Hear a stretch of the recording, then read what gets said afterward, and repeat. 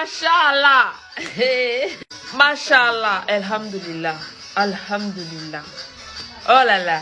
C'est ta propre... je voulais revenir déjà par rapport à la dernière fois, dès que vous m'avez demandé de vérifier toutes les sources. Je suis allé discuter avec le imam pour m'assurer que j'avais bien compris les textes. Je lui ai posé à peu près toutes les questions que j'avais et il m'a bel et bien confirmé effectivement certaines choses que vous m'avez dit. Pour la plupart. J'avais parlé par exemple de l'esclavage et comme quoi est-ce qu'on avait le droit d'avoir des rapports avec les captifs de guerre, et il m'a confirmé. Je lui ai dit oui, mais pourquoi alors ne pas l'interdire? Et ce qu'il m'a dit c'est que c'est halal, c'est qu'on a le droit en soi. Et là pour le coup j'étais un petit peu perdu parce que là j'avais vraiment du mal à accepter ça. C'est même pas moralement parlant, c'est même pas humainement parlant, c'est logique. C'était juste ce vendredi en plus de ça, c'était pendant la Jumu'ah. Je suis allé prier et à la fin j'avais un rendez-vous avec lui, ça veut dire qu'on a discuté. Donc voilà, je lui ai dit, et imagine cette personne-là par exemple, c'était ta propre mère. Et après il a commencé à me dire oui mais c'est pas comme ça, il y avait un consentement. En fait il a pas voulu répondre à la question directement. Là maintenant je commençais vraiment à poser ces mêmes questions à mon entourage. Qu'est-ce que vous pensez du fait que on n'a pas le droit de faire l'amour avec sa petite copine,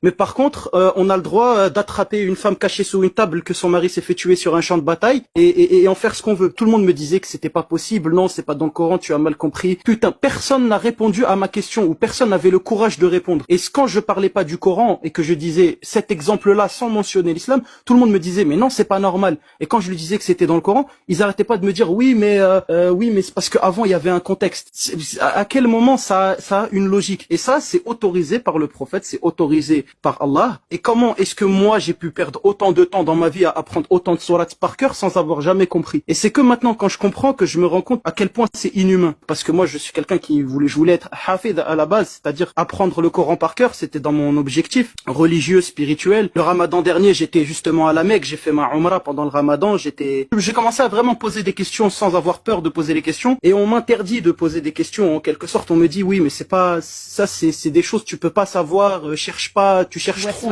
Malgré tout ça, je prie un peu bêtement et un peu par peur. C'est que même maintenant, je continue à faire mes 5 prières, je fais mes salades, et c'est la peur en fait qui me tient dedans. Mais crainte de quoi? C'est pas finalement de la crainte, parce que c'est juste que c'est vrai que c'est une habitude, et en fait, j'arrive pas à accepter le fait de me dire que là, il y a 2 mois, quand on est allé avec l'agence de la Umrah, j'ai fait ma Umrah pendant le Ramadan, et que à chaque fois que par exemple, on posait des questions, que ça soit sur l'histoire du prophète, sur les compagnons, c'était toujours moi qui avais les bonnes réponses. J'étais en quelque sorte celui parmi les gens qui avaient le plus de connaissances. Et maintenant là aujourd'hui je suis en train de tout remettre en question, je suis en train de dire que l'islam a des concepts horribles. En fait c'est difficile en fait j'arrive pas à accepter cette nouvelle réalité. Moi ce que j'ai peur c'est de mourir et gâcher ma vie et d'empêcher mon cerveau d'utiliser son plein potentiel. Ça veut dire que on a cette chance nous, déjà les homo sapiens d'ailleurs, parce que si on devrait parler évolution, et en termes d'évolution, déjà l'islam il est pas d'accord, mais on a une faculté exceptionnelle et on est les seuls animaux à pouvoir le faire, c'est de réfléchir. Alors pourquoi quand je réfléchis assez, on me dit arrête de trop réfléchir, c'est des wes-wes. Et en fait, j'ai conclu par moi-même, je me dis et si finalement ça c'était pas un excellent outil de manipulation pour que les gens ne réfléchissent pas. Et j'ai vérifié aussi d'ailleurs le verset qui disait comme quoi celui qui change de religion, il faut